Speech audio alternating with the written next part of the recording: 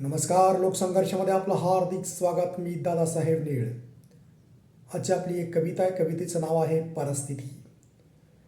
शाहू फुले आंबेडकरांचं घेतात हे लोक नुसतेच नाव. नावावरच कमवतात कोट्यान कोटी. गरिबांच्या घरात मिळेना साधी रोटी. 2 दिवसाचं बिल डॉक्टर करतो 2 लाख बिल.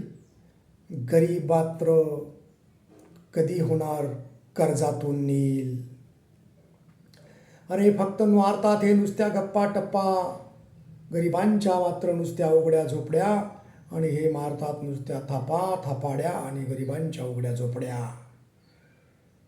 अशा प्रकारे हे वास्तव चित्र कधी बदलणार? कधी या गरिबांना छदी येणार? हा नुसता जुमला आहे. गरीब हा देशातला गरीबच राहिला. श्रीमंतच होत गेला.